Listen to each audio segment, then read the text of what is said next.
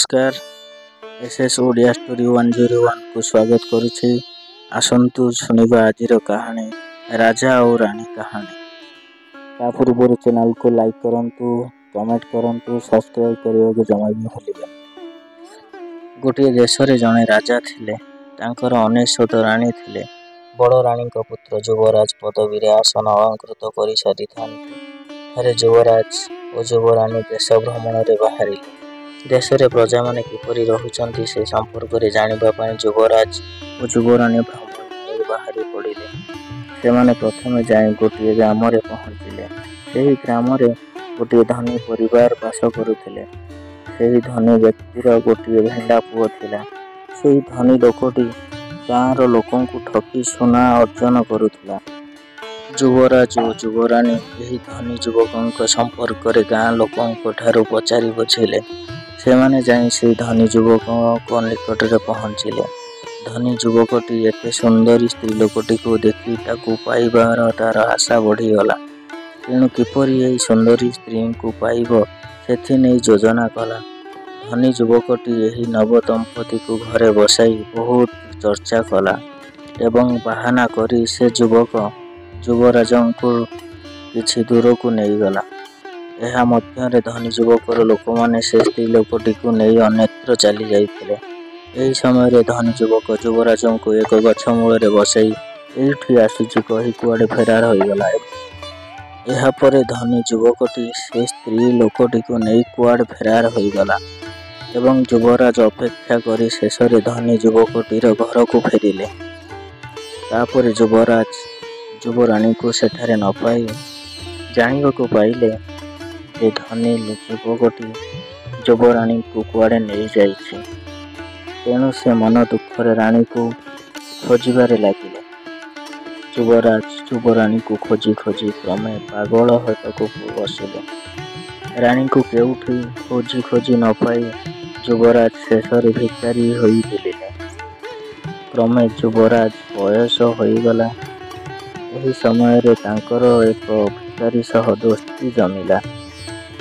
दुहे सांग होई भिक्षा कले। दिने ए दुहे भिकारी गोटे गाँ रे पहुंचिले। एक घरे दुहे भिक मागुथिबा बेले रानी किंतु तांको स्वामी को चिन्ही पारिला। तेबे से हठात चिन्ही न पई भिक्षा बहाना रे एक चिट्ठी तांको भिक्षा थाल रे पकई देले। रानी भाबिले तांको स्वामी एही चिट्ठी पढ़ी आज राति रे तांको एही धनी युवक पाखरु मुक्त करिवे। किंतु दुर्भाग्य दुई भिकारी घरे पहुंचिला परे सबुतक भिक्षा चाउल को एकत्र करिदेले एवं एही चिट्ठीटी अन्य भिकारी हाथ रे पड़ीगला। से भिकारी सबु जानी परिला एवं तार सांग को किछि न कहि सेही राति रे जाई रानी को सेठारु नहीं आसिला। किछि बाट आसिला परे रानी देखिले जे एही भिकारीटी तांको स्वामी नुहे। रानी जानी पारिले एवं भिकारीटी निश्चय बदमाश लोक होइथिबो एवं सांगद्रोही होइथिबो। तांको स्वामी को पाइबा पई धनी युवकटी ठारू चली आसी पुणी एक भिकारी हाबुड़ रे पड़ीगले। तांको भारी कांड लागिला। तेणु रानी एक उपाय बांचिले। एही भिकारीटी पाखरु केमिति खसिबाकू हेबो से चिंता कले। किछि बाट जिबा परे रानी कहिले, प्रिय नाथ मते भारी शोष होउछि, किछि पानी आनी मते देले मो चली परिबी, नहेले मो एठी बसिली। भिकारीटी रानीर चतुरता बुझी न पारी बहुत दूर को पानी आनिबाकू चलीगला। जेमिति भिकारीटी किछि बाट चली जाइछि रानी सेठारु खसी चली आसिला। भिकारीटी पाखरु खसी आसिबा परे रानी पुणी एक चोर दल हाबुड़ रे पड़ीगले। चोर दल सरदार ही स्त्री लोक को देखी तांको दल रे रखिबा को इच्छा कले। सेमाने ही स्त्री लोकटी को तांकर रोषेया भावे नियुक्ति कले। बेचारी युवरानी चोर दल साथी रे किछि दिन रहिबा परे सेइठु रुचिकी खसिया चली आसिले। एक राज्य रे पहुंचिले।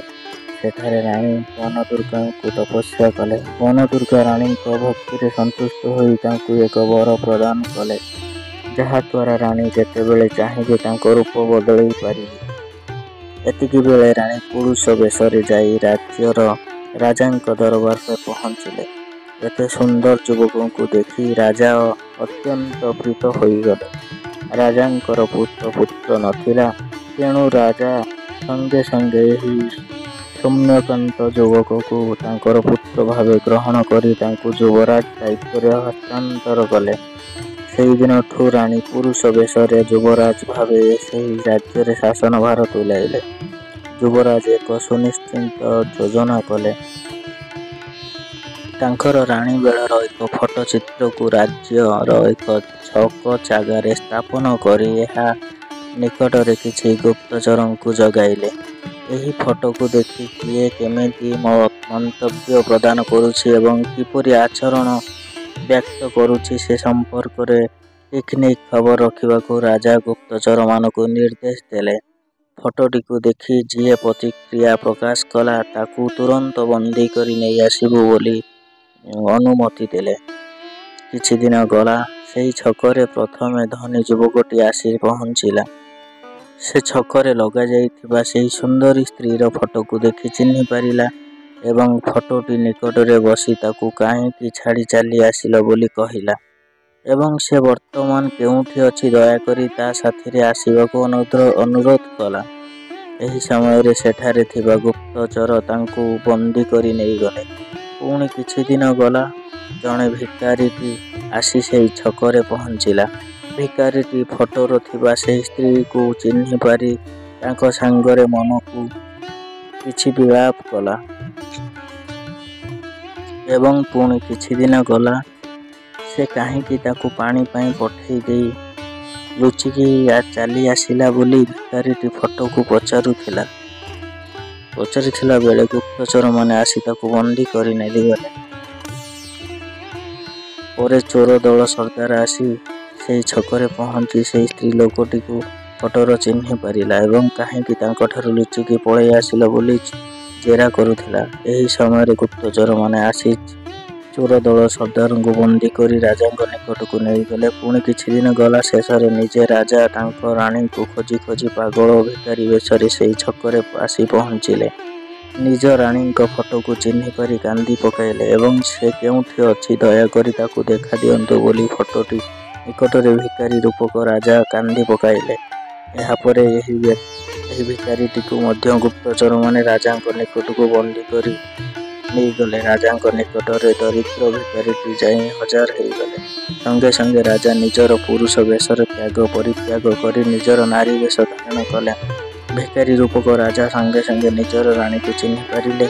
ଦୁହେଁ ପରସ୍ପରକୁ କୋଳାକୋଳି ହୋଇ ବହୁତ କାନ୍ଦିଲେ ଏବଂ ବହୁତ ଗେଲ ବି କଲେ। ଏହାପରେ ରାଣୀ ତାଙ୍କ ସ୍ୱାମୀଙ୍କୁ ଏହି ରାଜ୍ୟ ଶାସନଭାର ସମ୍ଭାଳିବାକୁ ଦେଇ ନିଜେ ରାଣୀ ହୋଇ ରହିଲେ। ଏହା ପରେ ରାଜା ବନ୍ଦୀ ଥିବା ଧନୀ ଯୁବକ, ଭିକାରୀ ଓ ଚୋର ଦଳ ସର୍ଦ୍ଦାରଙ୍କୁ ଶୂଳୀରେ ବସାଇବାକୁ ନିର୍ଦ୍ଦେଶ ଦେଇ ରାଣୀଙ୍କ ସହ ଆନନ୍ଦରେ ଜୀବନ ବିତାଇଲେ।